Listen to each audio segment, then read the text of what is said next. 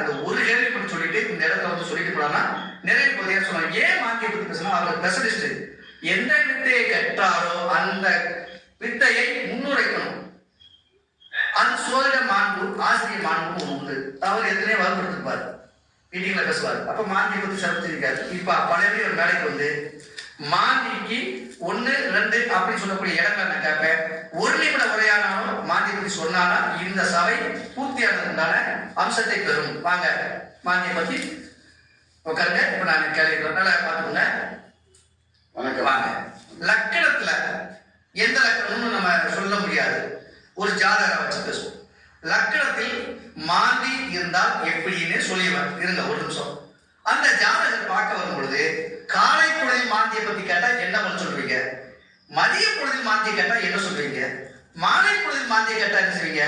அவசர கதி நிறுத்தமாக இரவில் போன் பண்ணி, ஐயா நான் வர முடியல, அவர் சொல்லியா போயிட்டேன், என்னுடைய வேலை எப்படி, நான் வேற ஊர்ல இருக்கேன், நான் அந்த ஊர்ல இருக்கேன், எனக்கு சொல்ல முடியுமான்னு கேட்டா எந்த நேரம் அழைத்தாலும் சோழர்களுக்கு நேரம் காலம் பார்த்து சாத்திரத்தை சொல்றேன்னு சொல்றதுல கப்சா.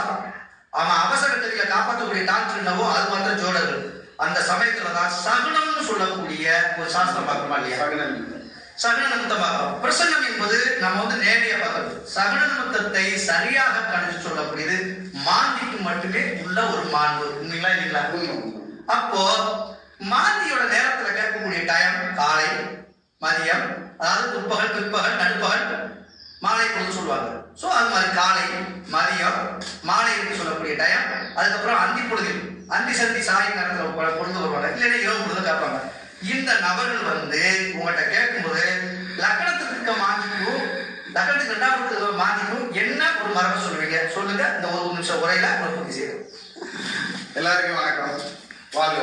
ஐயா சொன்னாரு மாந்தி லக்னத்திலும் 2ஆம் இடத்திலும் இருந்தா அந்த காலை பொழுது, மதிய பொழுது, மாலை பொழுது, இரவு அந்தி சந்தி பொழுது அப்படிங்கிறாரு.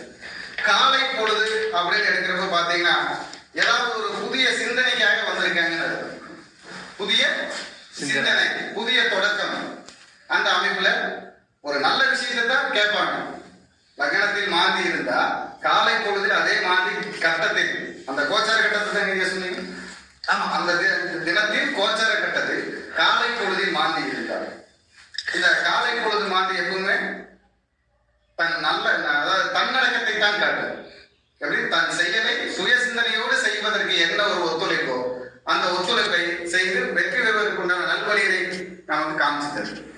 அதுக்கப்புறம் மதிய பொழுது, இந்த மதிய பொழுதுல மாந்தி இருக்கும்போது வர்றப்போ என்னன்னு பாத்தீங்கன்னா ஒரு நல்ல வீரனை போல், இந்த லக்னத்திலும் 2ல் இருக்கும்போது ஒரு வீரனை போலையும் ஒரு குடும்பம் சம்பந்தப்பட்ட விஷயத்திலும், ஒரு வீரனை போலையும் ஒரு குடும்பம் சம்பந்தப்பட்ட விஷயத்திலும் என்னென்ன செயல்பாட்டுகளை செயல்படுத்தலாம், என்னென்ன சிந்தனைகளை இறக்கலாம், என்ன நல்லது இதுல என்ன கெட்டதுன்னு நம்ம கிட்ட பகிர்ந்து ஆராய்வதற்காக வருவாங்க.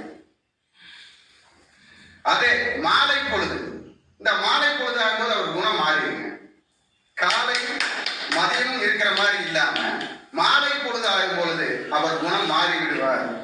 எப்படி குணம் மாறுவார் அப்படின்னு பாத்தீங்கன்னா காலை பொழுதிலிருந்து மாலை பொழுது வரைக்கும் சந்திரன் அம்சமாகவும், அம்சம் சந்திரனுடைய அம்சமாக செயல்படுவார்.